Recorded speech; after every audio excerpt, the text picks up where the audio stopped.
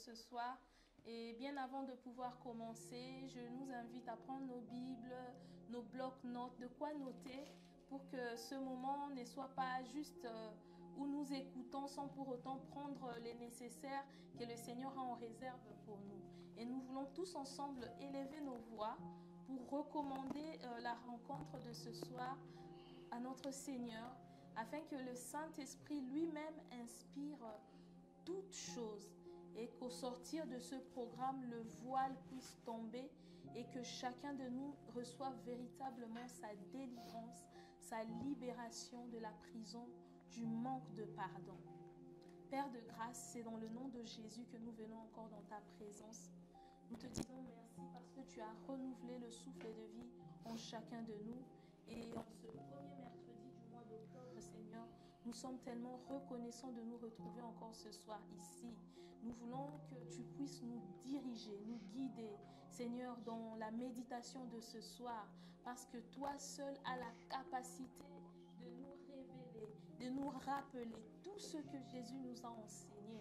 Oui, Seigneur, nous avons besoin de ton assistance parce qu'aucun de nous, Seigneur, ne peut prétendre avoir la capacité par lui-même de pouvoir pardonner. Le pardon est un acte qui est divin, car le premier qui nous a pardonné, c'est Dieu notre Père. Et il nous invite aussi à pardonner comme il nous a pardonné. Et ce soir, Seigneur, nous voulons encore aller dans les profondeurs de ce sujet. Et nous voulons que ta présence nous conduise. Nous voulons que tu nous inspires. Nous voulons véritablement que là où il y avait encore des forteresses, des blocages, que toutes ces murailles tombent et que la vérité vienne éclairer nos vies, que nous puissions véritablement rentrer dans la liberté des enfants de Dieu.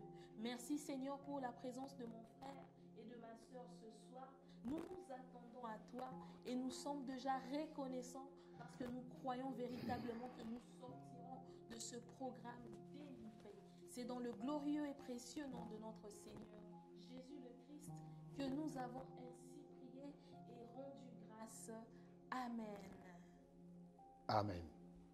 Bonsoir, pasteur. Bonsoir, bonsoir. Comment allez-vous ce soir? Très bien, bonsoir, ça va? Ça va? Christian, bonsoir tout le monde.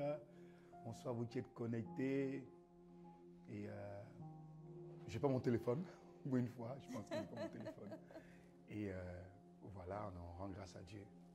On rend grâce à Dieu, vous êtes connectés, quel que soit là où vous êtes connectés, du Luxembourg, de la Belgique, de la France, de l'Allemagne, peu importe où vous êtes connectés, sachez que quel que soit là où vous êtes, le Saint-Esprit est là. Amen. Et c'est le plus important, c'est que là où 2 ou 3 sont ensemble dans son nom, il est là. Et il veut te faire du bien ce soir. Donc reste connecté. Amen. Et je t'encourage de partager le lien Zoom. Ah, oui. Parce que nous avons tous ces challenges dans cette thématique. Et il est important de recevoir la parole qui va nous permettre d'être libérés. La Bible déclare, vous connaîtrez la vérité et la vérité vous affranchira. Et donc, ma prière est que tu ne le gardes pas pour toi seul. Partage aux bien-aimés qui soient ici, peu importe là où se trouvent. Et d'ailleurs, maintenant, on a la grâce d'avoir la rediffusion de nos programmes sur YouTube. Oui. Voilà. Et donc, vous pouvez revoir, révisualiser, partager le lien. C'est sur YouTube, c'est public. Et on ne veut pas garder ça pour nous. Le Seigneur est en train de nous faire du bien et on veut le partager au maximum possible. Voilà. Amen. Et pour préciser, vous pouvez retrouver tous les précédents programmes sur la chaîne ICCTV Luxembourg. Oui, la chaîne est déjà disponible sur YouTube où vous pouvez revoir l'émission de la dernière fois ainsi que tous les restes. Et ce soir, pasteur, nous voulons continuer notre méditation de la dernière fois. Oui. Mais avant de rentrer dans le vif du sujet ce soir, nous avons pris la peine de passer un sondage. OK. Nous avons fait un sondage. Pour rappel, bien sûr, ceux qui nous rejoignent aujourd'hui, si vous n'étiez pas connectés le mercredi dernier, nous avions abordé la parabole du serviteur qui ne voulait pas pardonner. Le serviteur qui ne voulait pas pardonner. Et là, le Seigneur est venu vraiment nous éclairer. Nous avons compris combien le manque de pardon peut nous empêcher de pouvoir rentrer dans le couloir de notre destinée. Aïe, aïe, aïe. Ah oui, véritablement, si tu soupires après, voilà, ta destinée, Seigneur, je veux savoir où je vais aller dans cette nouvelle saison. Mais une autre des clés pour connaître sa destinée, c'est aussi de se libérer de pièges du manque de pardon. Et ce soir, ce programme est fait pour toi, mon frère, c'est fait pour toi, ma soeur. Et donc, invite ton frère, ta soeur, ton père, ta mère, tous ceux qui peuvent véritablement bénéficier, oui, de ce programme, de se connecter. Connectez-vous en famille, entre frères et sœurs, époux, épouses. Oui, il y a ce challenge aussi dans les couples, pasteur. Effectivement. Le manque de pardon. Ah oui. Donc, en tout cas, nous vous encourageons de le suivre en couple, entre frères et sœurs, parents et enfants. Voilà, ce programme nous concerne tous. Et donc, nous allons essayer un peu de jeter un coup d'œil sur notre sondage de la dernière fois. Très bien. On a pris la peine de sonder nos auditeurs, nos frères et sœurs qui se connectent tous les mercredis. Et nous avons pu voir comment, véritablement, il y a encore des gens qui se retrouvent dans ce piège du manque de pardon, pasteur. Je pense qu'ils ne sont pas les seuls, il y a beaucoup. Ah oui, il y a beaucoup.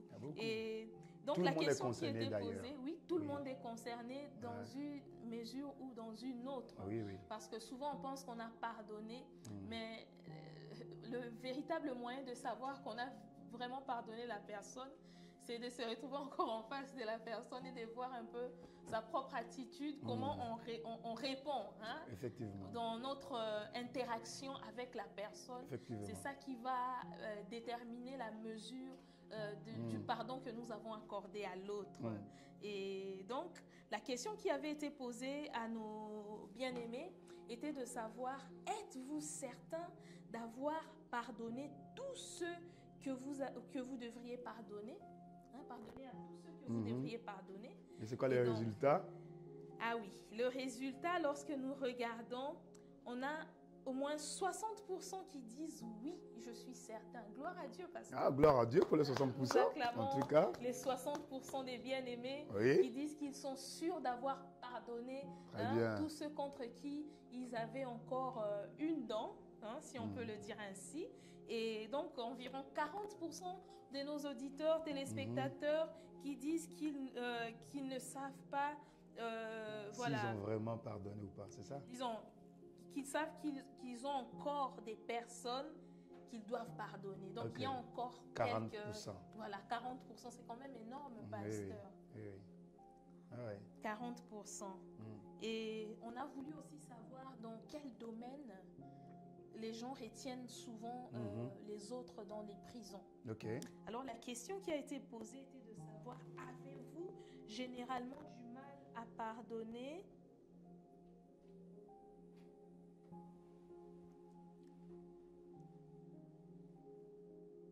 Voilà. Et je pense qu'il a retiré le... Il y a un dernier, voilà. Ça, c'est la deuxième question, excusez-moi. Avez-vous généralement du mal à pardonner? Il y en a qui répondent sur 45% nous disent non, il est facile pour moi de pardonner. Très bien, gloire à Dieu. Et on a au moins 43% des personnes qui nous disent, voilà, ils ont quand même du mal à pardonner, ils avouent qu'ils ont du mal à pardonner.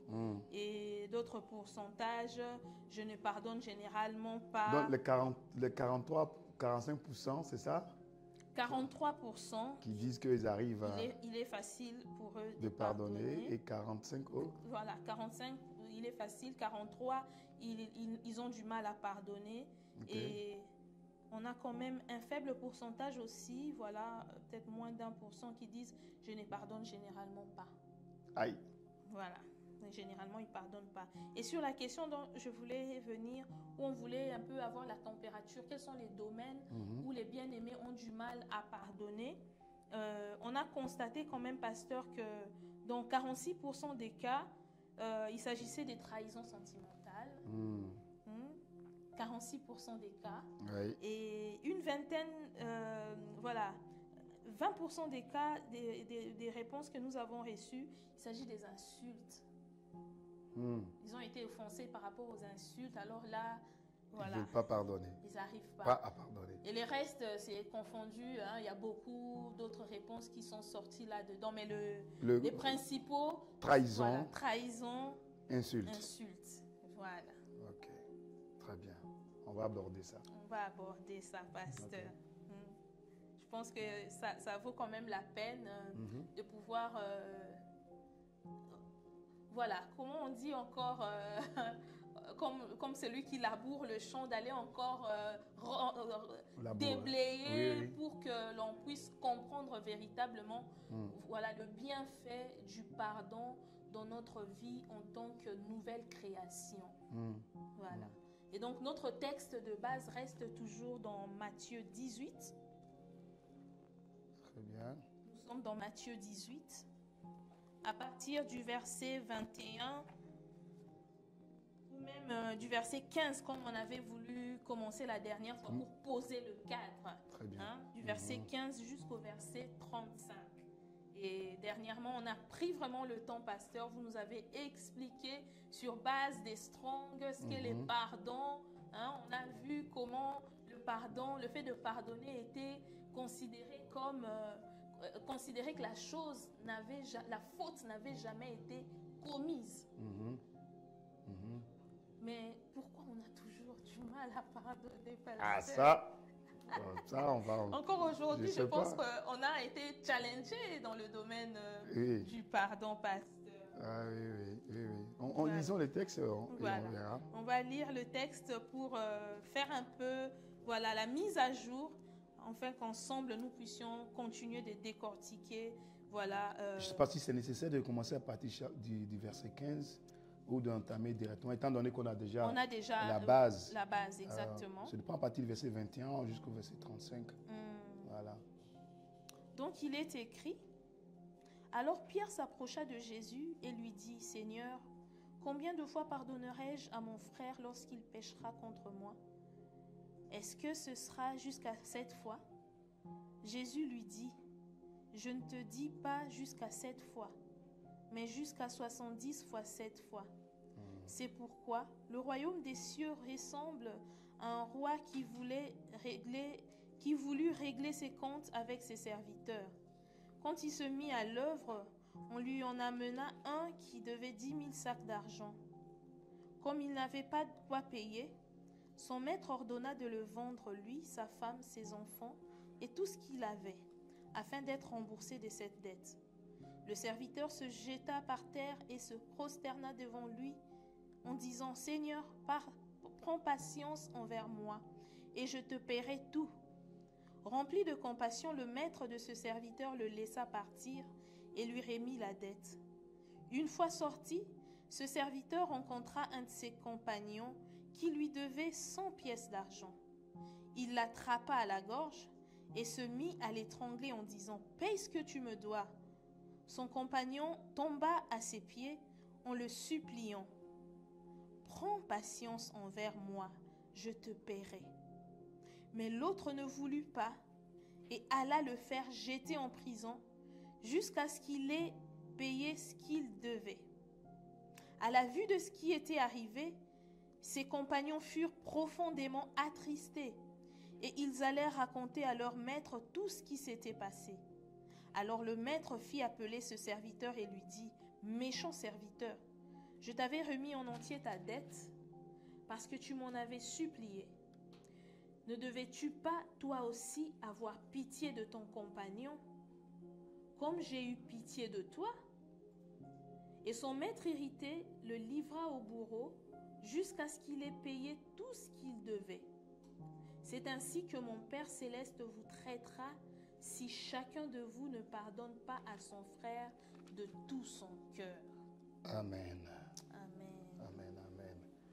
Waouh, gloire à Dieu. Gloire à Dieu. Donc, on commence au commencement, on fait un petit rappel encore ou on avance? Moi, je pense qu'on peut déjà commencer d'avancer parce qu'il y a tellement encore des questions que suscite ce texte. En tout cas, si vous avez des questions, que ce soit en ligne ou vous pouvez mettre ça dans le chat. Je vous encourage de nous faire parvenir déjà vos questions. Et, donc, il y a une question où Oui, pasteur, moi j'avais une question. Oui, vas-y. Parce que, au vu de ce texte,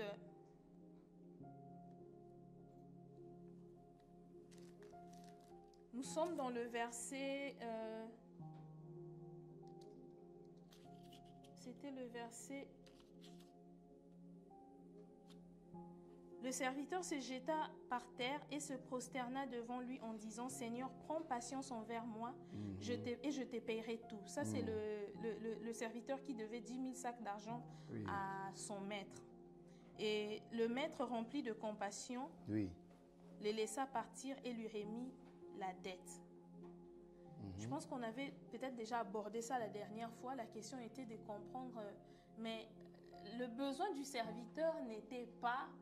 Ça nous permet de rentrer dans le sujet pour continuer de là où nous nous étions arrêtés. Le besoin du serviteur n'était pas de pouvoir de recevoir la remise de dette de la part de son maître, mais de lui accorder le temps pour payer toute la dette qu'il avait envers son maître. Mais on va voir que son maître, ému de compassion, rempli de compassion, lui remet toute la dette, c'est-à-dire que la dette est effacée. La dette n'est plus et le laissa partir. Comment peut-on expliquer, voilà, un peu comme 2 poids 2 mesures? Il y a un déclencheur au niveau du manque du pardon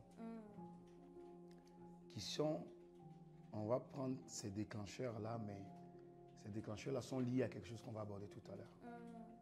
La Bible dit que le maître voulait rendre compte et qu'il envoya son serviteur. Qu'est-ce qui s'est passé? Son serviteur ne pouvait pas payer la dette.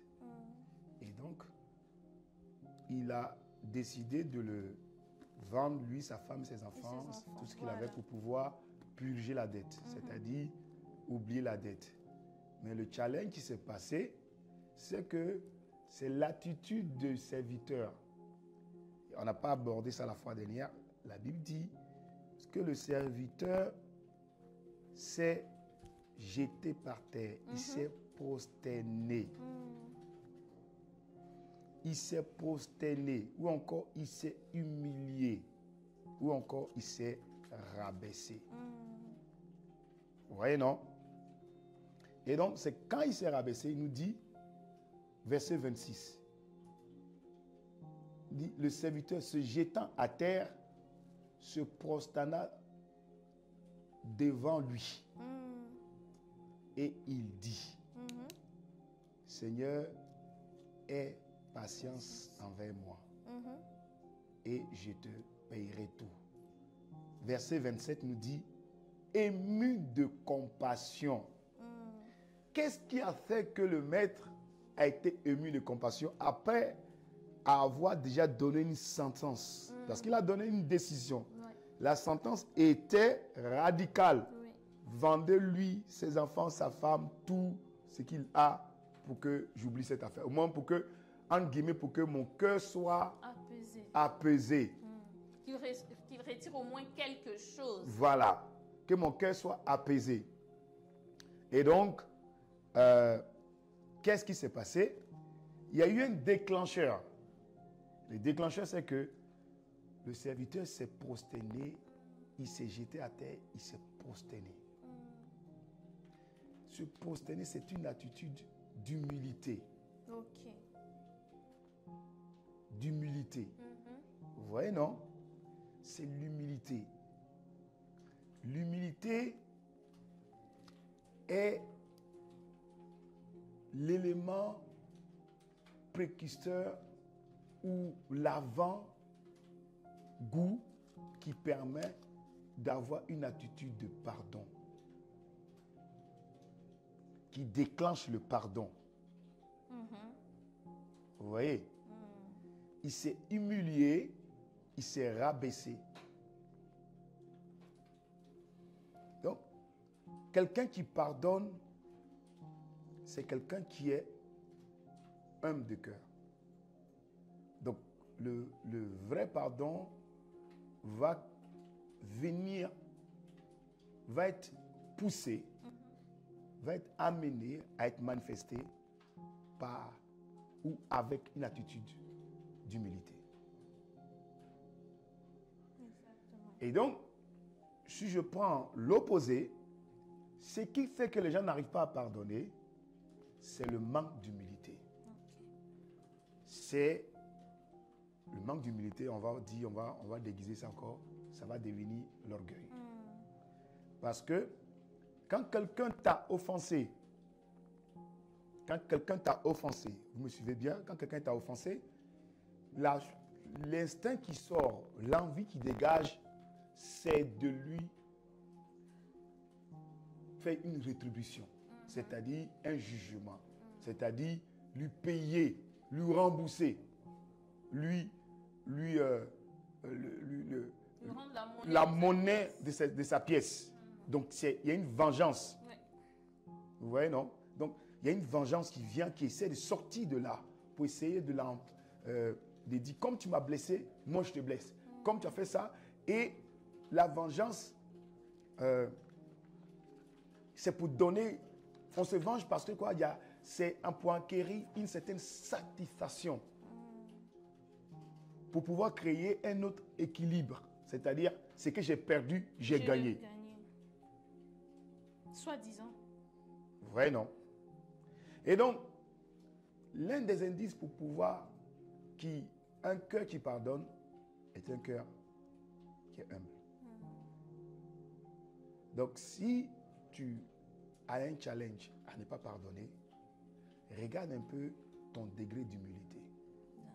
Parce que regarde, bibliquement parlant, selon Philippiens chapitre 2, je crois Philippiens 2 ou 4, où la Bible dit, chaque fois c'est pas le 2, c'est le 4 à chaque fois, où la Bible dit que Jésus n'a pas regardé à une part arrachée d'être égal à Dieu. Philippiens 2. Philippiens 2, voilà, Philippiens 2, ouais, c'est ça, Philippiens 2. Il s'est, on va lire, il dit, Philippiens 2, verset 5. Je vais prendre verset 5. Il dit, ayez en vous les sentiments qui étaient en Jésus-Christ, lequel, existant en forme de Dieu, n'a point regardé comme une proie arrachée d'être égal avec Dieu, mais s'est dépouillé lui-même en prenant une forme de servitude, de serviteur. Ok? En devenant semblable aux hommes, et ayant paru comme un simple homme.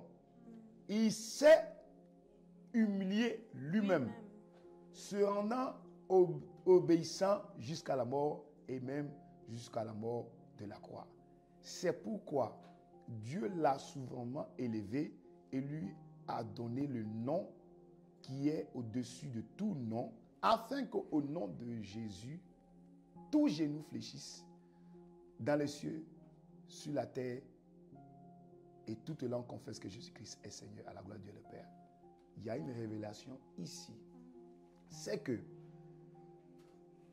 le pardon, c'est une attitude qui t'amène à te libérer. On a dit ça au départ. Libérer de l'esclavage. Mais dans l'acte que Jésus a posé, c'est une attitude pour pouvoir se dépouiller de lui-même, se dépouiller de ton moi, se dépouiller de ta raison, dépouiller de ton titre, dépouiller de ta position. Voilà pourquoi les personnes qui pardonnent, même s'ils ne le font pas en acte, ils le font en cœur, ils se prosternent. C'est ce qui a déclenché la compassion vis-à-vis du maître à l'égard du serviteur. La Bible dit, il s'est prosterné. Il s'est prosterné. Il s'est humilié. Ça veut dire qu'il est descendu. Et le fait qu'il est descendu, ça a amené le maître à être ému de compassion. À purger. C'est ce qui s'est passé avec Jésus. Lorsque Jésus s'est dépouillé de son titre, de son moi, de ses privilèges, il s'est rendu simple et il s'est humilié lui-même à créer dans le cœur du Père lâche prise, compassion. A créé quoi? Une compassion dans le cœur du Père, afin que la grâce soit relâchée et qu'il puisse déclarer non coupable. Donc, vous me suivez. OK? Donc, il y a un indice ici, c'est prosterner. C'est prosterner. Et celui qui se prosterne est serviteur. Voilà pourquoi Jésus, la Bible dit qu'il s'est rendu semblable à un serviteur. Et dans le cas qu'on est en train de voir ici, c'est le cas d'un serviteur. Exactement. Vous voyez? Donc, le serviteur est soumis au maître. Donc, lorsqu'on veut pardonner, on se met au service de l'autre. Est-ce que vous me suivez? Amen. Donc, Pasteur, ça c'est le premier point. oui. Parlons de ça, pendant que j'étais un peu en train de méditer. Pasteur, lorsqu'on est dans Proverbe 18, le verset 19, dans la version français courant, il est écrit « Un frère offensé est plus difficile à aborder qu'une forteresse. » Oui, un frère offensé. Voilà. Oui. Maintenant, si on essaie de mettre ça dans le cas de ce serviteur, lui qui a bénéficié de la remise de sa dette, mais il n'a pas été capable de pardonner. Comment on peut... Lui, il a été pardonné. Oui. Et son compagnon qui lui devait, il n'a pas pu pardonner. C'est-à-dire, l'acte que son compagnon a fait, l'a pas ému de compassion. Voilà. Parce que son compagnon a posé le même acte que lui. Que lui l'a posé vis-à-vis de son maître. Et son maître a eu compassion. La Bible dit dans le verset 27, ému de compassion, le maître de ce serviteur le laissa aller. Le laissa aller. Et lui, par la suite, son compagnon se jetant à terre et le suppliait, il disait, aie patience envers moi et je te paierai la même chose. Mais il y a un verset qui vient de nous donner la clé. Lisez le verset 30. D'accord. Lisez le verset 30. Peut-être pas ou quelqu'un qui est connecté. Si, si quelqu'un est connecté. Si la régie peut nous aider. Voilà. Le verset 30 nous dit. Mais l'autre ne voulut pas. Et alla le faire jeter en prison. Ça veut dire quoi? Mais l'autre ne voulut pas. Il n'a pas dit qu'il ne pouvait pas. Il n'a pas décidé. Il ne voulait pas. Mais le vouloir, c'est une résolution. Voilà. Il ne s'est pas résolu dans son cœur de lui accorder. Ça veut dire qu'il a vu l'acte d'émotion, de compassion, de miséricorde, de prosterner, de s'humilier. Il a vu, mais il a désavoué cela. Il ne voulut pas. Ça veut dire qu'il avait la capacité. Il n'a pas dit qu'il ne pouvait pas. Voilà. Il ne voulut pas. Il ne voulut pas. Donc je reviens un peu dans pourquoi nous devons pardonner. Le pardon, Dieu ne nous demande jamais de pardonner s'il ne nous a pas donné la capacité. Mais pourquoi Proverbe dit que ce frère qui est offensé est plus difficile à conquérir qu'une ville fortifiée, pasteur? Oui, il dit bien une ville fortifiée. Voilà. Pourquoi il dit une ville fortifiée? Voilà, c'est un... Mais ça te ramène où? Ça te ramène dans 1 Corinthiens par rapport aux forteresses. Nous n'avons pas à combattre la chair et le sang. Et les armes avec lesquelles nous combattons ne sont pas charnelles, mais sont puissantes par la vertu de Dieu pour renverser les forteresses. Ça veut dire quoi? On va revenir encore forteresse. Ça veut dire que Quelqu'un qui ne veut pas pardonner, c'est quelqu'un qui a décidé de mettre lui-même des murailles. C'est une volonté de le faire. C'est pour ça que pardonner, c'est quoi? Lâche prise. Oui. Pourquoi on dit lâcher prise? C'est que Tu retiens. tu retiens. Donc, qui est le détonateur de la capacité de lâcher prise? Ce n'est pas la prise, c'est toi. Ce n'est pas le problème. Ce n'est pas l'offense. C'est toi qui retiens l'offense. C'est toi qui as la clé. Donc, ce n'est pas une histoire de capacité. C'est une histoire de volonté. Voilà. Donc, à chaque fois que nous sommes offensés, la clé Il y a pour deux choix. trouve en nous-mêmes. La volonté. La volonté de... Est-ce que tu veux pardonner? Donc, arrêtons ces prières-là. Que Seigneur, donne-moi la force de pardonner. C'est essayer de mettre la faute à l'autre. Et ça, c'est une attitude qui est adamique.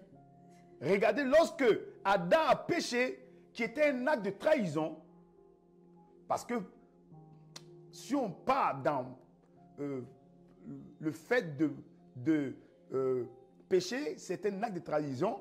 L'acte de trahison que Adam a fait, lorsque Dieu est venu, il a dit, c'est la femme que tu as mis auprès de moi. En d'autres termes, ce n'est pas moi. C'est pas moi. C'est pas ma volonté. Non. C'est pas ma volonté. Si ça ne dépendait que de moi. Non, moi je n'allais pas le faire. C'est la femme que tu as mis auprès de moi qui l'a fait. Ah là là. Vous voyez, non? Alors qu'il avait la volonté. Donc, il ne voulut pas. Parce que la Bible, dans Genèse, explique que lorsque Ève était en train de manger de l'arbre de la connaissance du bien, Adam n'était pas loin, il était à côté. Exactement, pasteur. Non, ce n'est pas une histoire de capacité, c'est une histoire de volonté. Est-ce que tu veux pardonner? Telle est la vraie question concernant le pardon. Pas est-ce que ça te fait mal? Est-ce que tu as la capacité de pardonner? Donc les prières pour dire Seigneur, donne-moi la force de pardonner. Cette prière-là, tu vas prier jusqu'à janvier. Même tu pardonnes aujourd'hui, demain tu vas lâcher. Parce que c'est d'abord une volonté.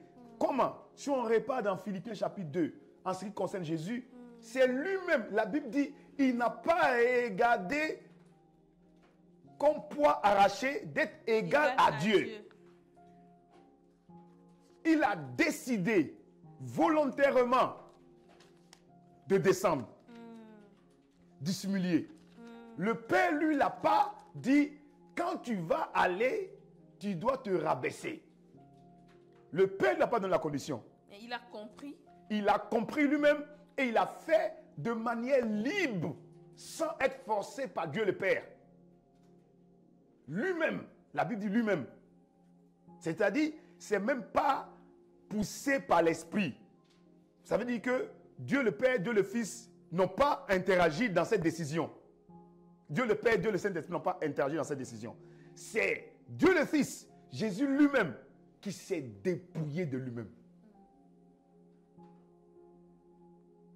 C'est lui-même qui a fait cette décision. Il a volontairement décidé.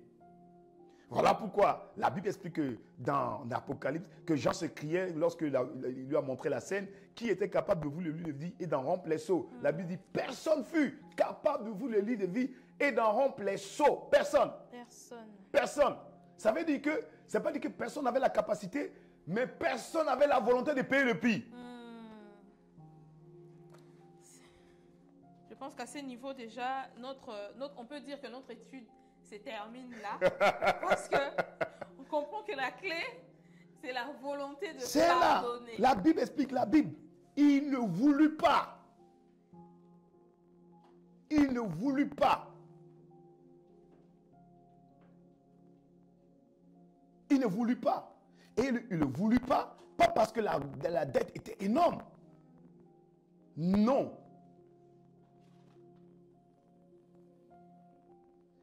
Lisons. Verset 28. Après qu'il fut sorti, ce serviteur rencontre l'un de ses compagnons qui lui devait sans dénier. Il il le saisit, je vous ai déjà expliqué ça, on ne va pas revenir dessus, et l'étranglait en disant, paye ce que tu me dois. Ce que tu me dois. Paye ce que tu me dois. Ok? Et son compagnon, il le saisit, ce compagnon se jette par terre et il lui dit, aie patience, aie compassion. Mais l'autre ne voulut pas. Il ne voulut pas. Et il alla le jeter en prison. Jusqu'à ce qu'il eût payé ce qu'il devait. Ça veut dire que... Aïe, aïe, aïe, aïe, aïe, aïe, aïe. Ça aussi, c'est une question, pasteur. Comment quelqu'un qui est en prison, on va pouvoir rembourser? Oui, il faut aller voir des créanciers ou quelque chose, de trouver une solution. Et donc, il ne voulut pas et alla le jeter en prison. Mais est-ce que le maître avait prévu qu'il soit, dans son cas, le maître n'avait pas voulu qu'il soit jeté en prison? Oui, pasteur, parce que le maître n'avait, dans la solution du maître, il n'y avait pas l'option de l'emprisonnement, mais il a voulu le vendre encore comme esclave. C'était l'esclavage. Voilà. Ok, c'était l'esclavage. Et donc ici, ça montre que ce frère-là, ce compagnon, ce serviteur-là, avait déjà de la haine pour son compagnon. C'était pas même la somme. Il avait déjà de la haine. Il avait déjà de la rancune. Il avait déjà du mépris. Et tout ce qu'a fait son compagnon ne l'a pas interpellé. C'est-à-dire, si on regarde même le contexte, hormis ce qui s'est passé avec lui et son serviteur et son maître, le maître et le serviteur, le fait que lui, son compagnon, s'est jeté devant lui, il pouvait avoir miséricorde. Oui. Mais il ne voulut pas parce qu'il avait déjà résolu dans son cœur. De ne pas lui accorder du temps. C'est l'une des raisons pour laquelle il n'a même pas pris en considération ce qui venait de se passer précédemment dans sa vie. Il n'a pas saisi la portée de la compassion de son maître vis-à-vis de lui. C'est ça. Il n'a pas fait la corrélation entre ce que lui devait beaucoup et puis il a été pardonné et son compagnon tu dois peu pour lui pardonner. Il n'a pas lié les événements. Mais pasteur, comment on peut arriver à parce que c'est une situation qui peut tous nous arriver. C'est-à-dire, déjà quand nous regardons, Dieu le Père nous a pardonné beaucoup. Mais nous avons toujours du mal à pardonner la moindre bêtise, la moindre erreur, la moindre offense que le frère, la sœur aura fait. Et qu'est-ce qui peut nous aider vraiment à faire cette corrélation entre la remise de la grande dette qu'on avait et c'est que le frère, la sœur peut avoir comme dette envers nous? J'ai dit tout à l'heure que le déclencheur, c'est l'humilité. Mais si on creuse, j'ai dit la dernière fois que le pardon, c'est la rémission des offenses. Ok? C'est ça. Hein? Et quand on prend le texte de Jean 3,16 et de Romains 5,5, Jean 3,16, on connaît bien, Dieu a tant aimé le monde, il a donné son Fils unique, afin que quiconque croit à lui ne périsse pas, mais puisse avoir la vie éternelle. Quand on prend Romains 5,5, nous dit, oh l'espérance ne trompe point, car l'amour de Dieu était répandu dans nos cœurs, par le Saint-Esprit qui nous a été donné. Donc il y a un facteur ici, c'est que le pardon prend racine dans l'amour. Amen. Le pardon prend racine dans l'amour. Ce serviteur-là a agi de la sorte parce qu'il n'avait pas de l'amour dans son cœur.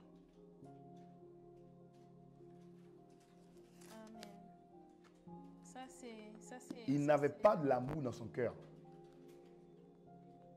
Tu sais, lorsque quelqu'un n'a pas l'amour dans le cœur, tu peux lui faire du bien, c'est countless. C'est-à-dire ça ne compte pas pour lui.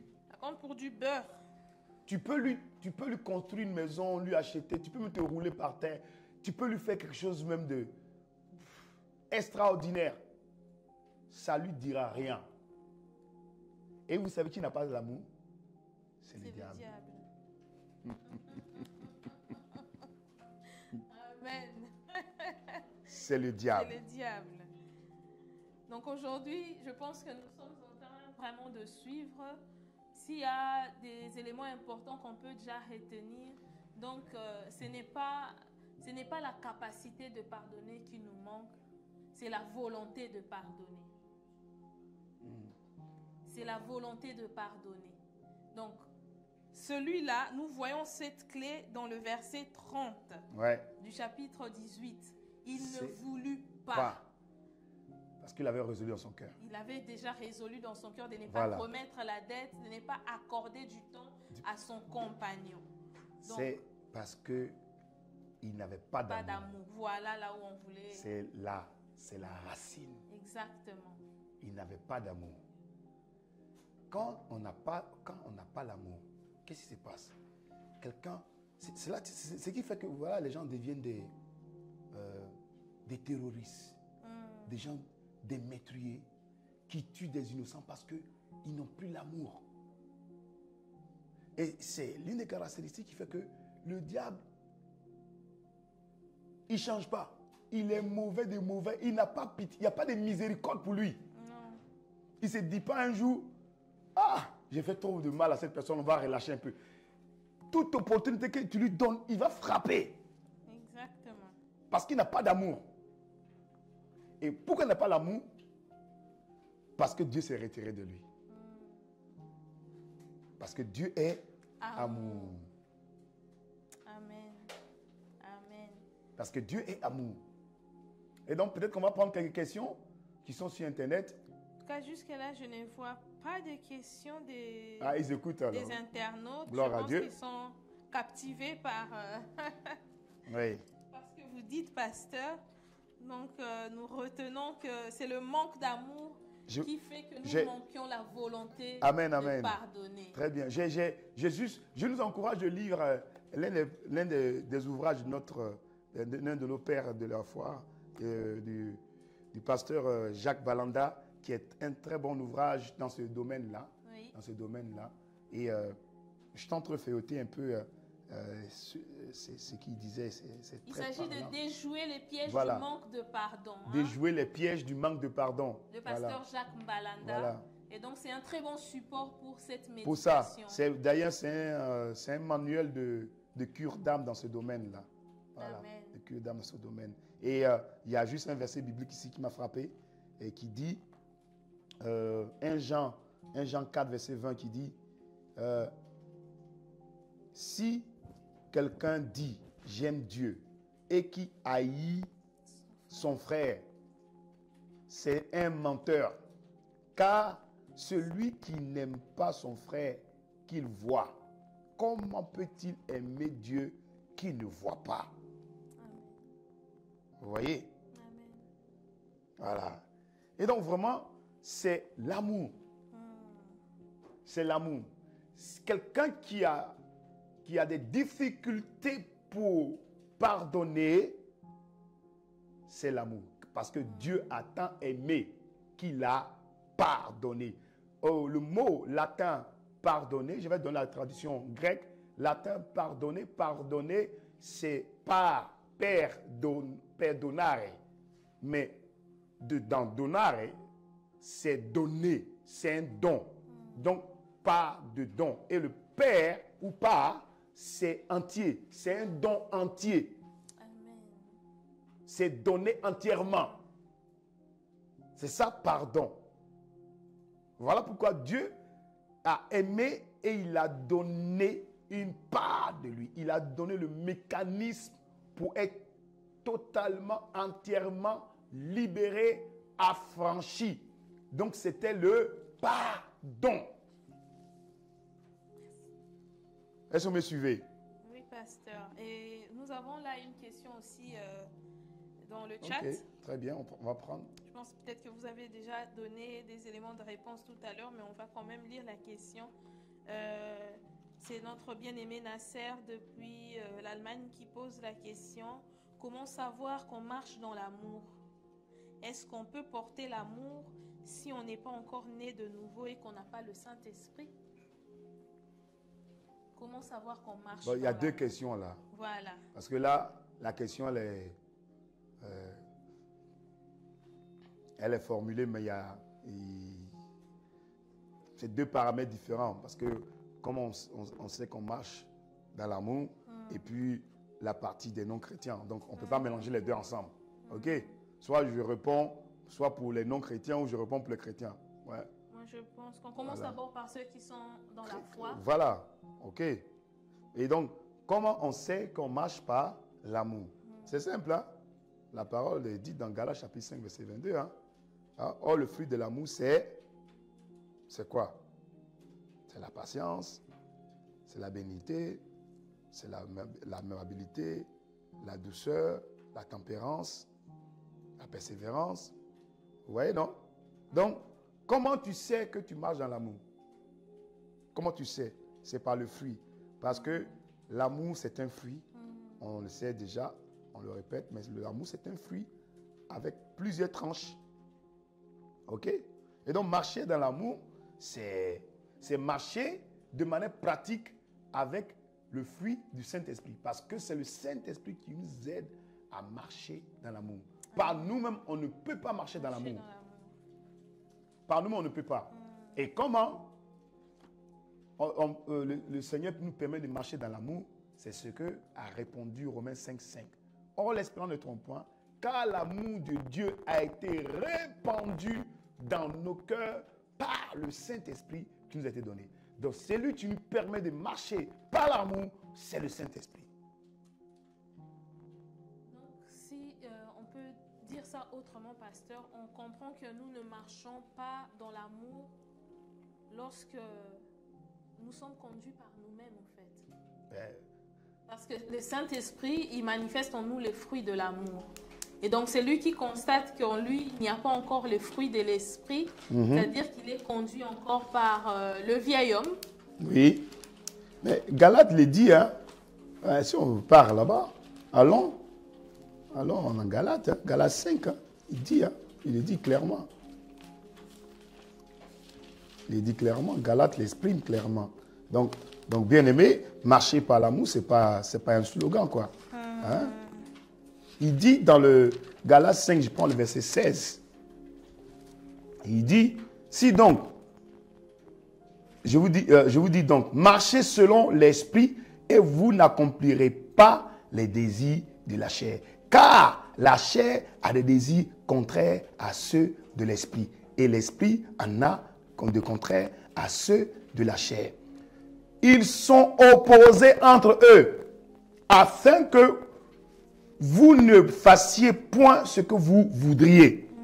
Si vous êtes conduit par l'esprit, grand E, vous n'êtes point sous la loi. Or, les œuvres de la chair sont manifestes. OK? Et puis il a cité tous les œuvres de la chair. OK? Donc, mon point ici, c'est quoi? Pour marcher dans l'amour, c'est marcher par l'esprit. C'est le Saint-Esprit qui te fait marcher par l'esprit. Et c'est pour ça que j'ai dit la dernière fois que le pardon ne vient pas de l'Internet, il ne vient pas d'une décision qui est émise de la pensée, de l'intellect, mais il vient du divin, il vient de Dieu. Amen. Il est du surnaturel. Il n'est pas émotionnel. Est-ce que vous me suivez? Amen. OK? Donc, c'est ça le pardon. Le pardon, il ne vient pas de l'intellect. C'est pour cela que, encore, le même passage que nous aimons bien de 1 Corinthiens, chapitre 5, le verset 17, mais le verset 21, je crois, qui dit que nous faisons maintenant fonction d'ambassadeurs de Christ. Comme si c'était Dieu qui exhortait au travers de nous. Amen. Dans quel motif? De réconcilier. Catalasso. Réconcilier. Réconcilier quoi? Réconcilier l'être humain avec Dieu. C'est ça. Amen. Et donc, quand tu es conduit par, tu marches par l'esprit, l'esprit, et tant que tu comprends que tu es ambassadeur, va mettre les paroles de réconciliation dans ta bouche. Amen. Donc, c'est le Saint-Esprit qui va prendre possession parce que c'est lui qui est au contrôle. Tu n'es pas conduit par la chair parce que la Bible explique selon Galates 5 que nous venons de dire, verset 17, qui dit les désirs de la chair sont diamétralement opposés à ceux de l'esprit, de telle sorte que toi, tu ne peux pas faire ce que tu veux. Tu feras ce que lui que tu as décidé qu'il soit de suivre. Soit la chair ou l'esprit. Amen, amen. J'espère que notre bien-aimé a bien reçu la réponse à sa question. Et si nous revenons un peu, pasteur, au texte de notre méditation, nous arrivons au point où, voilà, lorsqu'on a abordé le verset 30, Oui. on voit que l'autre ne voulut pas et alla le faire jeter en prison. Oui. Jusqu'à ce qu'il ait payé ce qu'il devait.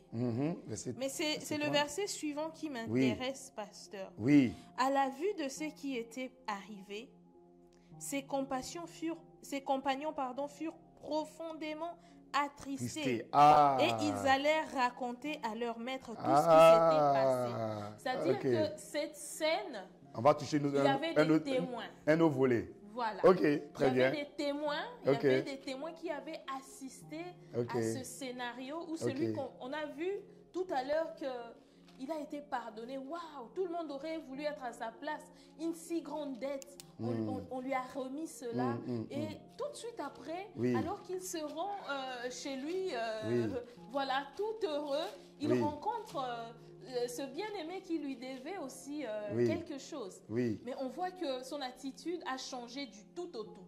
C'est lui qui était tout à l'heure humble, qui s'est jeté par terre pour pardonner, mais il prend l'autre par la gorge et l'étrangle quasiment et finit par le jeter en prison. Alors ceux qui sont là, ils sont... C'est qui? Voilà, qui sont ces gens? Et comment on peut justifier leur attitude? Voilà. Qui sont-ils, pasteur? Il s'agit de qui? Ses compagnons. Il dit, verset 31, ses compagnons, ayant vu ce qui était arrivé, furent profondément attristés et allèrent raconter à leur maître tout ce qui s'était passé. Je vais prendre d'abord le premier volet. C'est que ses compagnons furent profondément attristés. Les compagnons. Attristés. Le compagnon ici, c'est quelqu'un qui marche avec toi. Ok? On est d'accord? Un compagnon, c'est comme une compagne, avec une personne avec qui tu es. Ok? Exactement. Qui te tient compagnie.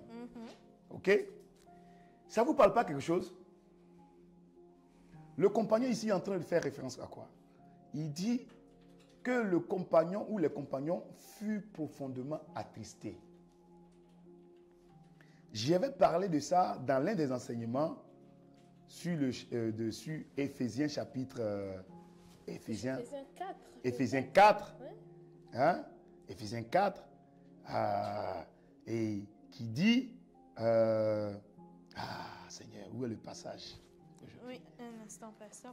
Il parlait du Saint-Esprit. Oui. Il dit, je vais prendre peut-être au début, et puis on va entrer. Il dit, je vous exhorte donc, mon prisonnier dans le Seigneur, à marcher d'une manière digne de la vocation qui vous a été adressée, en toute humilité et douceur, avec patience, et vous supportant les uns les autres avec amour. Ok? Oui, pasteur, mais si on veut avancer, on peut prendre déjà peut-être à partir du verset 17. Ah, c'est là, c'est ça que je cherchais. Merci. Mais attends, d'abord, j'ai fini quand même le petit passage là. Hein? Et il dit, avec amour, vous efforçant de conserver l'unité de l'esprit par les liens de la paix. et un seul corps, un seul esprit, comme aussi vous avez été appelés à être une seule espérance par votre vocation et un seul Dieu, etc., etc. Ok, on va dans le verset 14, verset 17, il dit, voici donc ce que je vous dis et ce que je déclare dans le Seigneur. C'est que vous ne devez plus marcher comme les païens qui marchent selon la vanité et les pensées.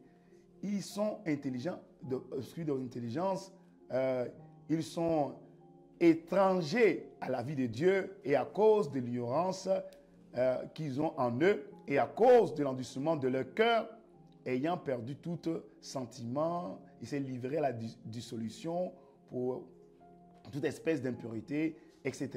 Mais il y a un passage qui me parle, que je cherche à partir du Saint-Esprit. Et il dit, c'est plus loin. Il dit, n'attristez pas le Saint-Esprit. Ça, c'est le verset 30. Ah, c'est ça que je cherche. C'est ça que je cherche. Aïe, aïe, aïe, aïe, aïe. Ah, voilà. Avant ça, il dit, on a déjà vu, hein, mais on revient dessus là. Il dit, qu'il ne sorte de votre bouche aucune parole mauvaise, mais s'il y a lieu, quelques bonnes paroles qui servent à l'édification et communiquent une grâce à ceux qui l'entendent. N'attristez pas le Saint-Esprit de Dieu par lequel vous avez été scellés pour le jour de la rédemption. Que toute amertume, toute animosité, toute colère, toute clameur, toute calomnie, toute espèce de méchanceté disparaissent du milieu de vous. Les compagnons ici qui parlent, c'est une parabole. Hein? Le compagnon qui parle ici, c'est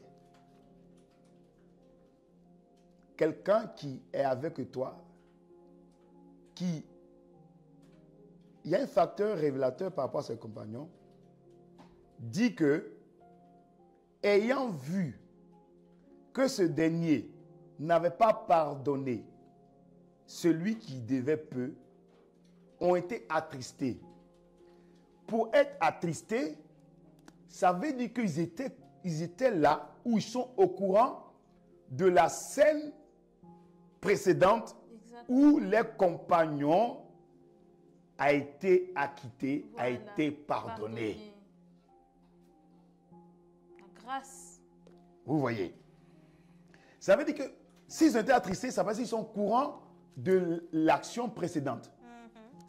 Et donc, c'est ce que Jésus est en train de décrire, c'est un peu la même chose avec le Saint-Esprit. Le Saint-Esprit est ton compagnon. Il est ton consolateur.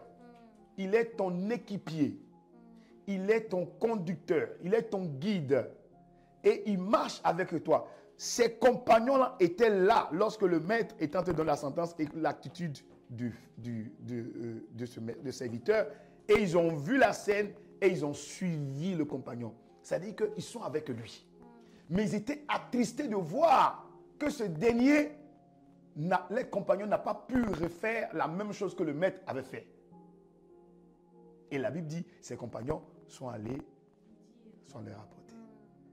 C'est le travail que fait le Saint-Esprit. Le Saint-Esprit, il est celui qui tient entre nous et le Dieu le Père. Et donc, il est notre compagnon. Et qu'est-ce qui s'est passé? L'attitude qu'eux, ils ont posée, que lui, il a posée, ça les a attristés. Et on attriste le Saint-Esprit, parce qu'on a posé une fois cette question, mais comment on attriste le Saint-Esprit?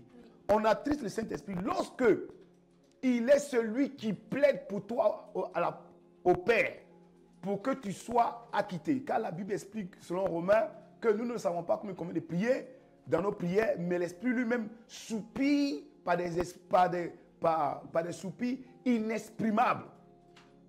Vous voyez, non? Par des cris inexprimables. Parce qu'il connaît le cœur de Dieu. Quand on reprend un peu dans le texte, il nous dit, qui connaît les pensées de l'homme si ce n'est l'esprit de l'homme qui habite en lui? De même, qui connaît les pensées du cœur de Dieu si ce n'est l'esprit de Dieu qui sonde tout jusqu'au profond du cœur de Dieu. Donc le Saint-Esprit, il est le compagnon. Et quand il voit que toi, tu étais pardonné, tu étais libéré, tu étais affranchi, Dieu t'a pardonné toutes les fautes, Dieu t'a libéré, Dieu t'a dit non coupable. Et il voit que ton frère qui te te doit peu, qui a fait juste une petite erreur, et tu t'acharnes sur lui, qu'est-ce qui se passe? Le Saint-Esprit est attristé. Le Saint-Esprit est attristé. Voilà qu'on attriste le Saint-Esprit. C'est lorsqu'on ne pardonne pas. Voilà pourquoi l'apôtre Paul dit que toute forme d'amertume disparaisse de ton cœur. Toute forme de jalousie, de vengeance, de rivalité disparaissent dans ton cœur. Voilà qu'on attriste le Saint-Esprit. Le Saint-Esprit est notre compagnon, mais il se trouve attristé lorsque lui, il plaide à notre cas. Et on est pardonné et nous, on n'arrive pas à pardonner les autres. D'ailleurs, pas qu'on n'arrive pas, on refuse. On ne veut pas. On refuse de pardonner. Wow. Amen. Amen. En tout cas, nous encourageons nos bien-aimés qui sont connectés. Si vous voulez comme je n'ai pas mon téléphone poser des aujourd'hui, questions, vous pouvez prendre la parole. Nous allons vous écouter. Hein, n'hésitez pas. On avance. Vous avez des questions, posez-les. Voilà. On continue. Continuons le texte. Oui, pasteur. Ok. Et il dit, alors le maître fut appelé le serviteur. Ok. Oui. Verset 32. Alors le maître fut appelé le serviteur et lui dit, méchant serviteur, je t'ai remis en entier ta dette. Exact. Et regarde, qu'est-ce qu'il a dit? Pourquoi je t'ai remis en entier ta dette? Qu'est-ce qu'il a dit? Parce que tu m'en avais supplié. Parce que tu m'en avais supplié. Donc il s'était humilié, comme vous avez dit dès le départ. Il s'est prosterné. Et c'est ça qui a ému de compassion le cœur du maître. Voilà. C'est ça. C'est pour ça que quand on vient devant le Seigneur, on vient avec une attitude de proskonios, d'humilité. Jésus a relaté le fait encore avec un homme qui était dans la synagogue, qui priait et puis disait, moi je suis bien, moi je paye ma dîme, moi je donne ça, moi je prie 5 fois. Et puis, regarde l'autre, ce gars-là, il ne fait même pas bien son travail. Qu'est-ce qu'il fait ici? Tu vois? Hein? Exactement. Et Jésus a dit entre deux, qui a fait une bonne prière? Il dit, c'est l'autre même qui n'ose même pas lever la tête vers le Seigneur. Parce que lui, là, il s'est humilié. Il s'est humilié. Et donc, je disais que lorsque on se prosterne, lorsqu'on se prosterne devant Dieu, ceux qui n'arrivent pas à pardonner, là je m'adresse maintenant, si tu n'arrives pas à pardonner, c'est pas que le pardon il est fort, non, c'est parce que ton cœur ne s'est pas encore prosterné devant Dieu. Ton cœur ne s'est pas encore prosterné. Parce que lorsque ton cœur se prosterne devant Dieu le Père, avec sincérité, ça ouvre la porte à tous les autres qui te suivent de se prosterner. C'est-à-dire de les accepter, de les pardonner. Voilà pourquoi le pardon, et je l'ai dit la dernière fois, c'est le stabilisateur de la grâce qui va être relâchée sur ta vie. Pardonne nos offenses, comme nous pardonnons aussi à tous ceux qui nous ont offensés. Amen. Amen. Est-ce que vous voyez? Il ne s'agit pas d'une attitude physique. Non, c'est dans le cœur. C'est le cœur. C'est le cœur. Ce qui sous-entend que lorsque le serviteur s'était prosterné physiquement devant son maître, Voilà. son cœur ne s'est pas prosterné. Exactement. Et comme son cœur ne s'est pas prosterné, regardez la suite du déroulé. Son cœur a trahi sa bouche, Exactement. ses pensées. Quand il a entendu la sentence de son maître, il s'est prosterné, son pied, il s'est jeté par terre, c'est son corps, mais pas son cœur. Et son cœur, c'est l'abondance qui a eu le dessus. Car c'est l'abondance du cœur que la bouche parle. Comment? Regardez le verset qui suit. Nous dit, alors, le serviteur, le maître fit appeler ce serviteur, il lui a dit, méchant serviteur, je t'ai remis en entier toute ta dette parce que tu m'avais supplié. Ne devais-tu pas aussi avoir pitié de ton compagnon comme j'ai eu pitié de toi? Et son maître, hérité, le livra au bourreau jusqu'à ce qu'il fût payé toutes ses dettes. C'est quoi? Ils étaient prosternés physiquement. Il s'est prosterné comment? Pourquoi il s'est prosterné? Il s'est prosterné pas parce qu'il avait envie de se prosterner, pas parce qu'il reconnaissait la dette, mais à cause de la sentence. Exactement. Par peur. Par peur. Pas par le cœur. Non. C'était par la peur. Pour éviter une représailles. Mais pas par le cœur. Ça veut dire que s'il n'y avait pas cette situation, cet homme-là, ce serviteur, allait continuer à vivre comme il vit là. Je dois le mettre, je m'en fous. De toute façon, il a beaucoup d'argent. La vérité, c'est qu'il n'en avait rien À faire. de rembourser la De dette rembourser. de son maître. Et même quand il disait de sa bouche que maître, je vais te payer tout. Il n'était pas sincère. Parce qu'il était sincère, il n'allait pas dire ça. Je l'ai dit la dernière fois. Il n'était pas sincère. Il disait ça de manière linguistique. Parce qu'il est conscient qu'il n'était pas capable de payer. Ça. Mais pourquoi il peut dire, accorde-moi un peu de temps, je vais te rembourser? C'était de la manipulation. Et le manipulateur était lui-même manipulé par sa manipulation. Alors, pasteur, ça c'est fort. Comment? Pensant qu'il manipule son maître. Oui. Qu'est-ce qui s'est passé? Quand il est sorti de là, son vrai cœur a parlé. Et c'est pour ça qu'il a saisi son collègue, son compagnon. Il a étranglé. Malgré qu'il a étranglé, son compagnon s'est jeté par terre et lui a demandé pardon. Il a dit, je refuse, je te mets en prison. Parce que son cœur n'était pas prosterné. Il n'était pas sincère. Ça veut dire quoi? Voilà comment, quand quelqu'un demande pardon au bout des lèvres, quand tu sors de là, quand quelqu'un que tu dis que tu as pardonné, quand tu sors de là, tu cherches soit à l'éviter, soit à carrément le blacklister, à carrément dire je ne ferai plus rien avec lui. Parce qu'en vérité, si tu as une opportunité de te revendre, de faire une revanche, tu le feras. Tu le feras. Parce que le pardon était au bout des lèvres. Il n'était pas dans le cœur.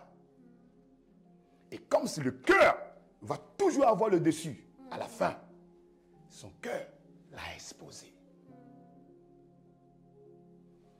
Parce que quand ses compagnons l'ont vu, c'était comme pour lui, mais tu as pété un câble, quoi.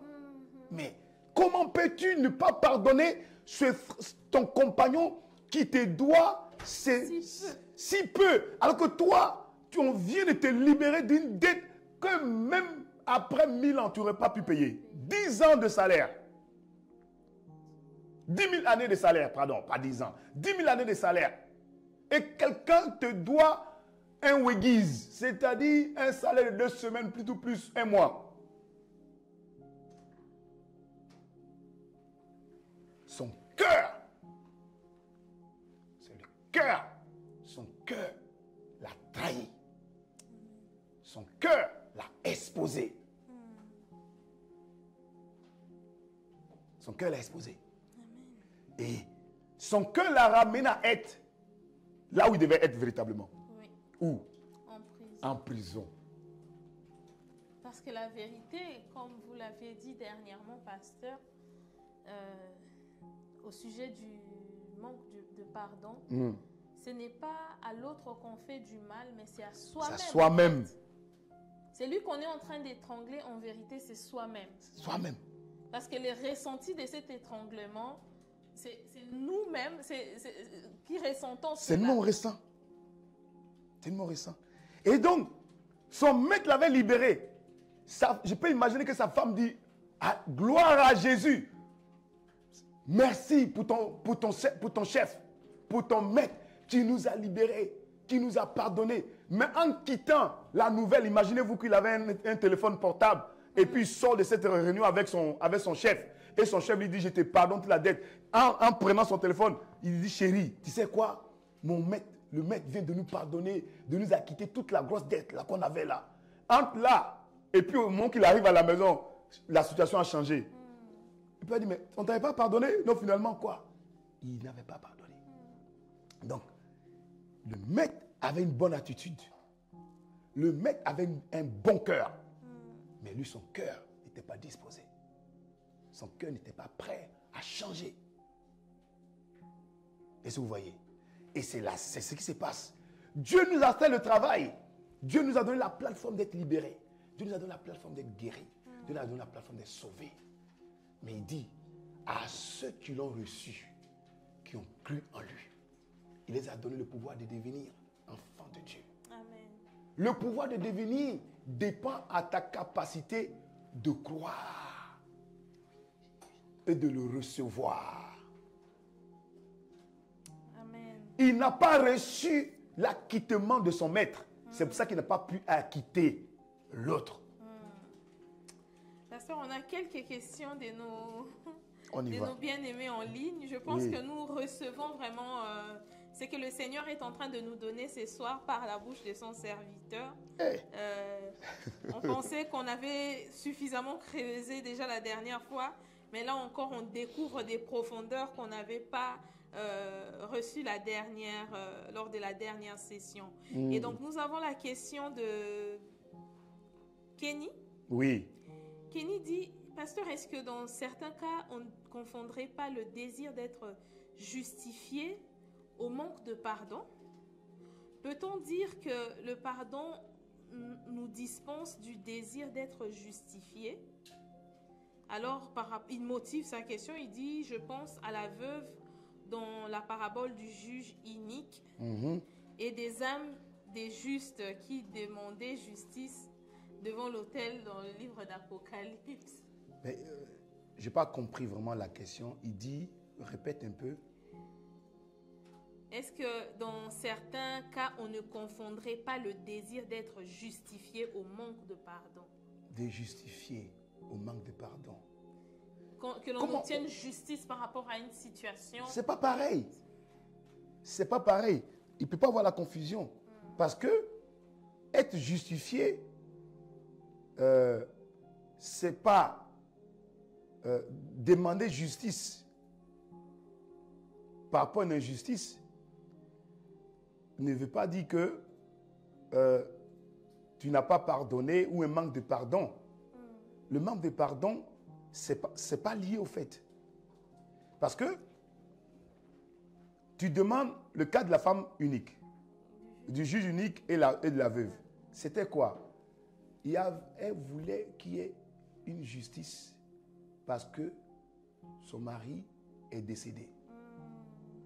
Donc on comprend qu'on lui a récupéré son droit, son héritage.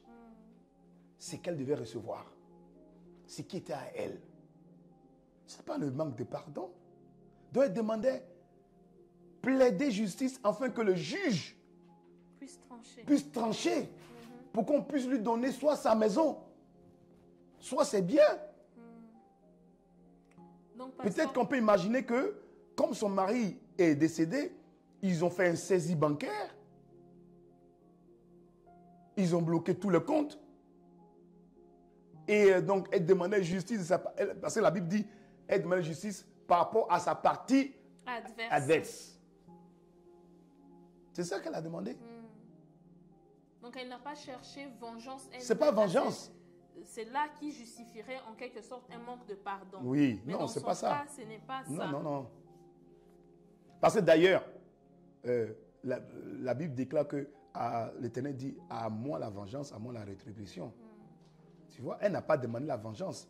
Elle a demandé la justice. Exactement. Ok. Voilà. Et une autre question, pasteur. Là, on a la question de Lily. Demander à Dieu d'éloigner de nous la personne à qui on a pardonné car elle devient une occasion de chute. Cette attitude est une preuve de pardon total? Si tu demandes à Dieu d'éloigner. Bon. Tu sais, c'est relatif. Oui.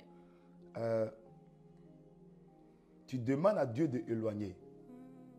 Tu n'es pas posé la question pourquoi Dieu a permis que tu te rencontres avec la personne. Tu vois? C'est un peu comme la prière qu'a prié Jésus. Éloigne-moi cette coupe. Éloigne-moi de cette coupe. Mais est-ce que, en l'éloignant de cette coupe, était ce qu'il fallait faire? Non.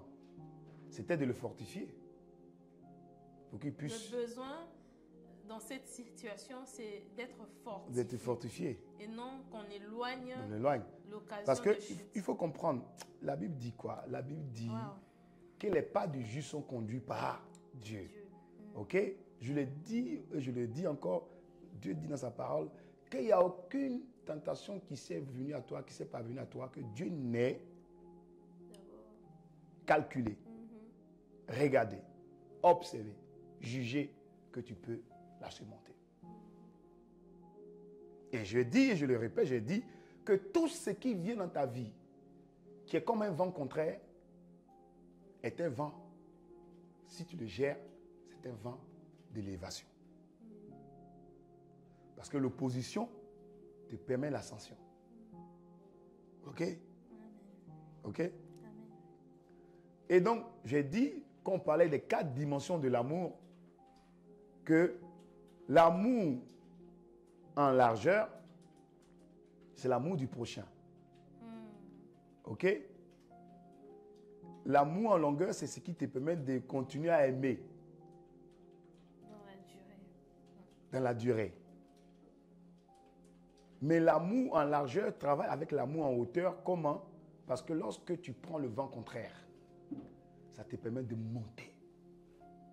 Ou encore, je vais dire, passer par-dessus. Ça te permet de passer par-dessus, monter au-dessus de ça.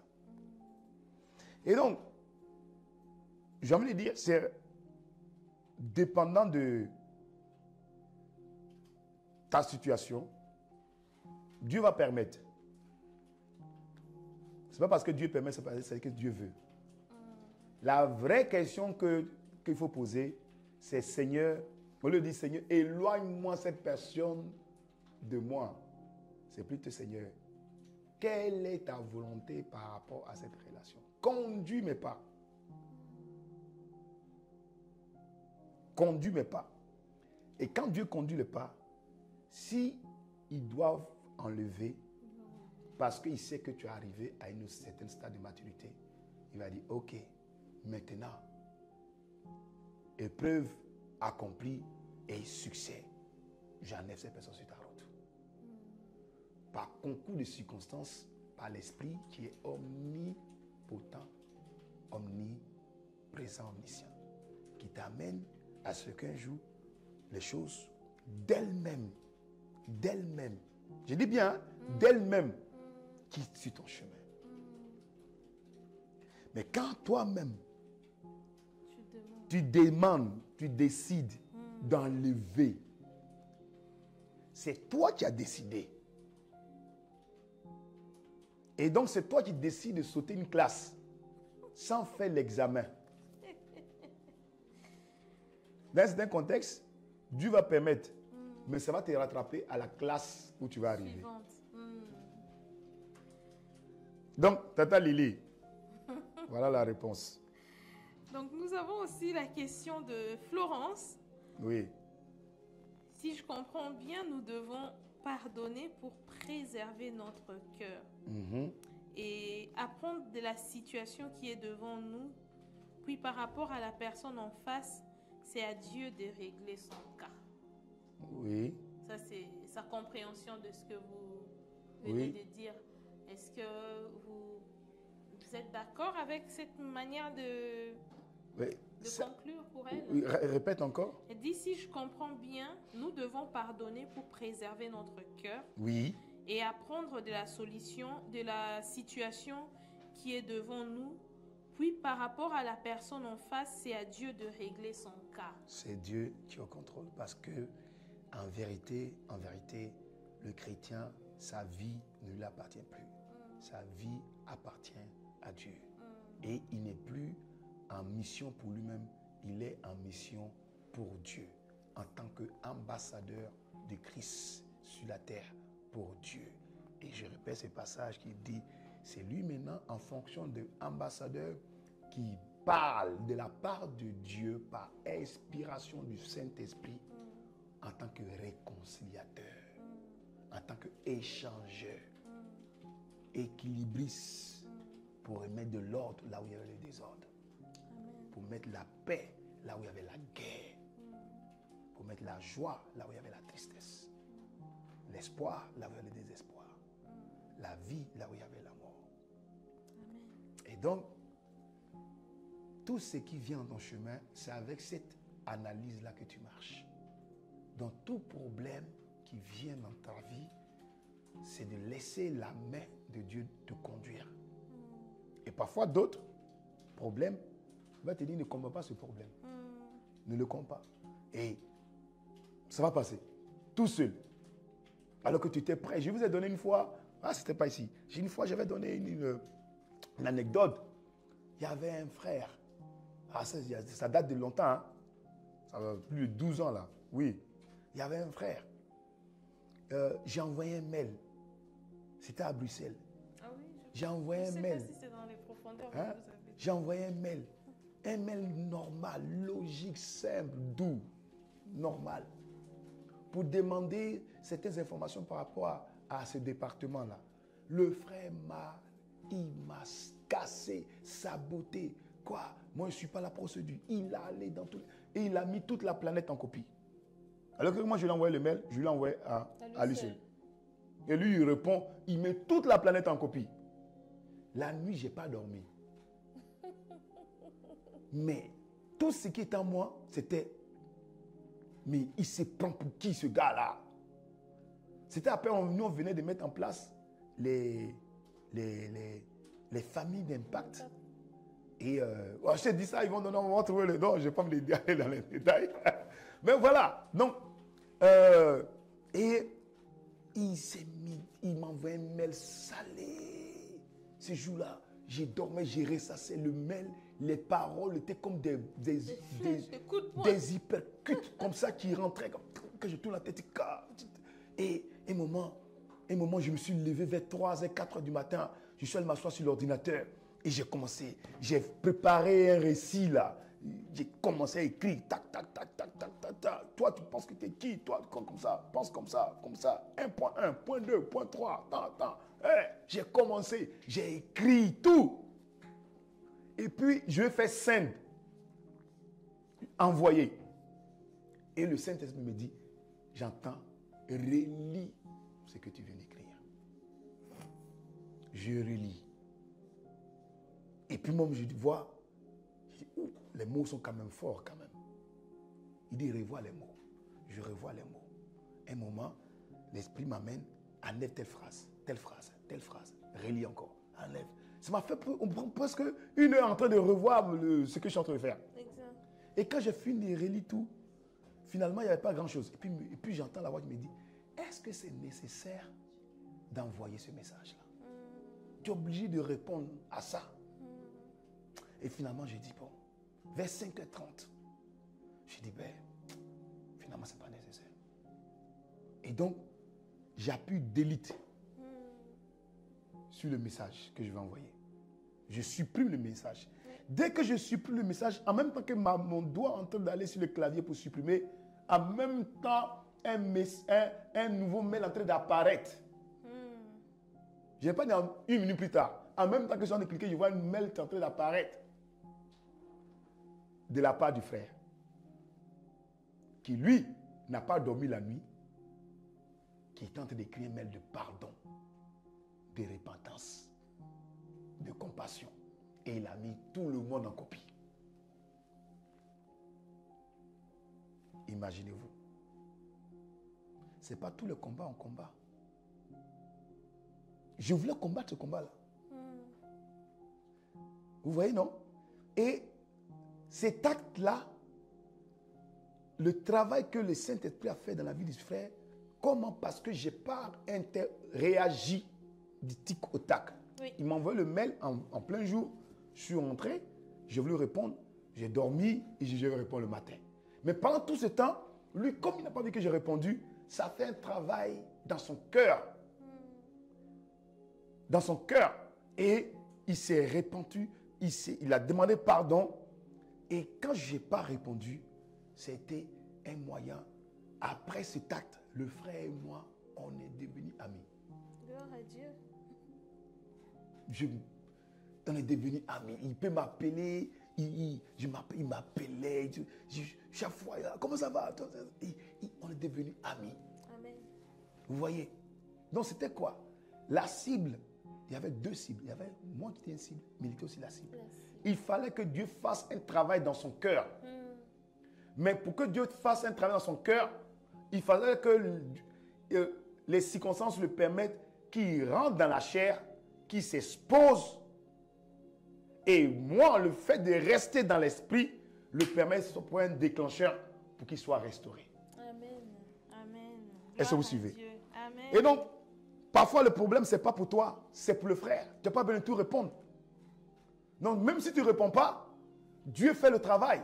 Parce que tu ne t'appartiens plus, tu appartiens au Seigneur et il est en train d'agir dans la vie du frère. Tout ce que toi tu dois faire, tu dois t'assurer que c'est poussé par l'Esprit.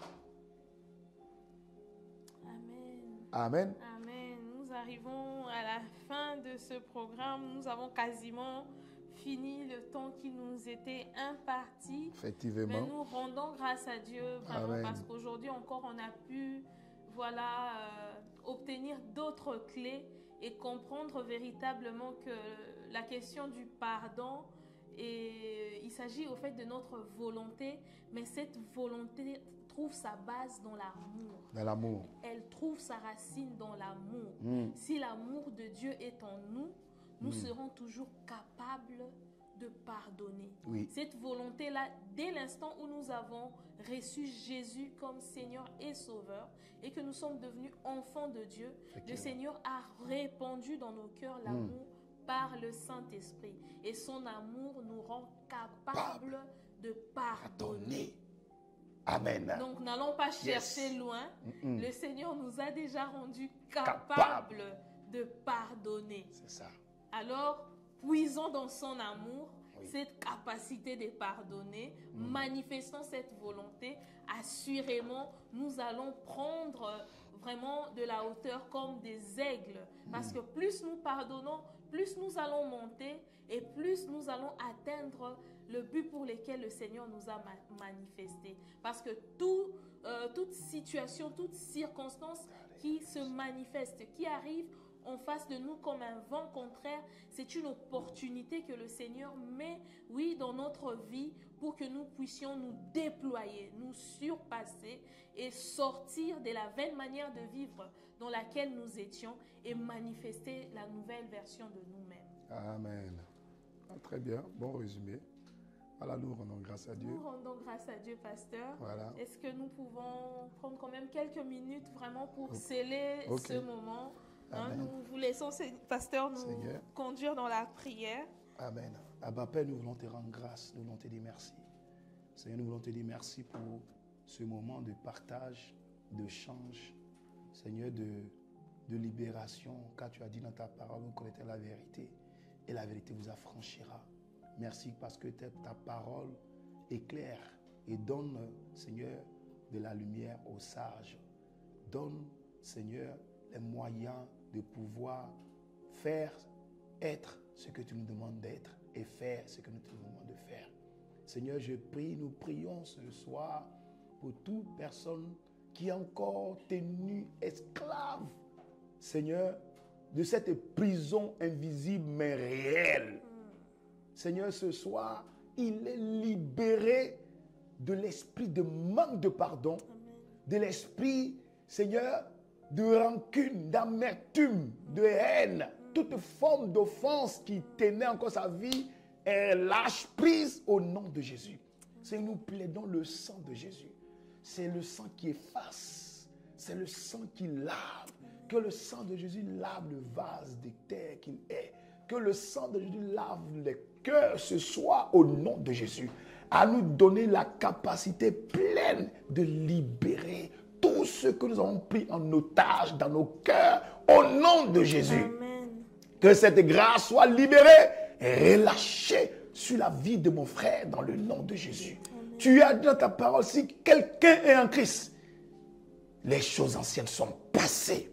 Voici tous ce sont devenus nouvelles. Seigneur, dans le nom de Jésus, par la grâce que tu accordes à quelqu'un d'être en Christ, Seigneur, que sa vie soit libérée. Et je prie à l'instant, si quelqu'un n'a pas encore reçu Christ, Seigneur, que ce soir, que tu mettes dans son cœur, Seigneur, de cette nouvelle naissance, de venir à toi, parce que tu l'as pardonné, parce que tu l'as aimé. Voilà pourquoi tu as envoyé le pardon, la rémission de ses fautes, la rémission de ses péchés. Je prie pour le salut de tous ceux qui sont là, qui ne t'ont pas encore reçu comme Seigneur et Sauveur. Que Seigneur, ce soir, tu as dit dans ta parole que tu enlèveras le cœur de pierre et tu donneras le cœur de chair. Seigneur, ce soir, que le cœur de pierre soit ôté et que le cœur de chair soit relâché pour pouvoir être dans l'obéissance, dans la marche avec l'Esprit. Seigneur, ce soir, j'appelle au salut de ces âmes dans le nom de Jésus le Christ,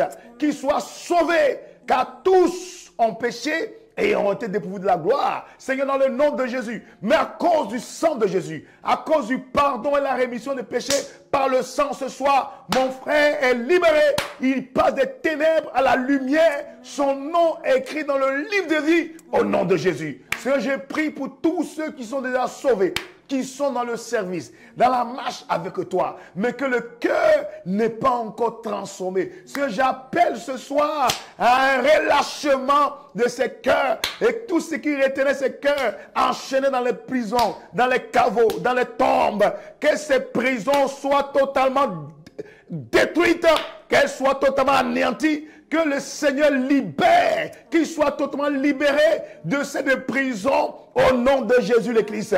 Père, je prie ce soir que ta main, Seigneur, nous soutienne et que nous équipe et nous amène à marcher dans la dimension nouvelle, dans la dimension des rachetés. Car tu nous as aimés le premier et tu nous as racheté un grand prix. Seigneur, dans le nom de Jésus, je déclare que aucune action qui a été posée dans la vie de mon frère dans son passé n'est le verdict, n'est le droit, n'est, Seigneur, son mot a dit, sa place dans son avenir au nom de Jésus. Seigneur, je fasse ce soir, au nom puissant et par le sang de Jésus, toute forme de rancune, toute forme de regret, toute forme d'erreur, toute forme de faute du son passé, et qu'à partir d'aujourd'hui, qui marche tête en avant dans son futur glorieux, car son futur est plus verdoyant, rayonnant, glorieux que son passé. Seigneur, dans le nom de Jésus, que nous puissions marcher maintenant dans cette nouveauté de vie avec l'amour, le sort de l'amour pour pouvoir pardonner. Seigneur, dans le nom de Jésus, que cette grâce soit relâchée dans notre notre vie,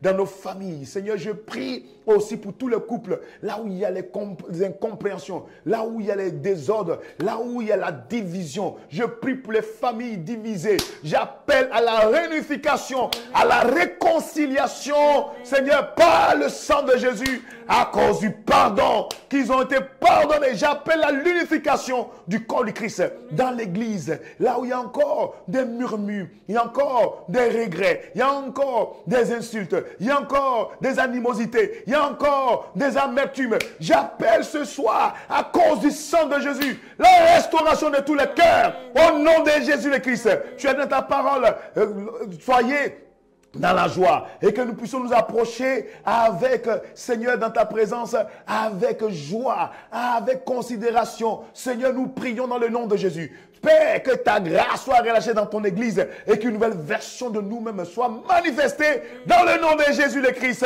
en ce mois d'octobre, au nom puissant de Jésus. Père, nous te rendons toute la gloire, que ton nom soit béni dans le nom de Jésus. Nous ainsi prié avec action de grâce et nous disons Amen. Amen. Amen. Amen. Amen. En tout cas, merci d'avoir été nombreux Amen. ce soir encore à nous rejoindre. Nous vous donnons encore rendez-vous par la grâce de Dieu pour le mercredi prochain, Voilà. pour un nouvel épisode Voilà. dans les profondeurs de sa parole. Et dans la thématique des paraboles. Paraboles. Voilà. Voilà, on découvrira. On va prendre nos paraboles par la grâce de Dieu. Voilà. Ok. Allez, peace. Donc on est ensemble. Soyez bénis abondamment. God bless you. Et partagez le lien. Par la grâce de Dieu, on mettra le lien public d'ici peu sur YouTube. Donc vous pouvez encore réécouter, vous pouvez le partager. Voilà. Et je vous encourage de lire les livres inspirés des pères de la maison, de l'apôtre Ivan sur comment sortir des prisons intérieures. Et aussi le même livre dans le même contexte, déjouer les pièges du manque de pardon. Voilà. Donc on est ensemble, on gagne ensemble. Soyez bénis. Bonne soirée à tous. God bless you.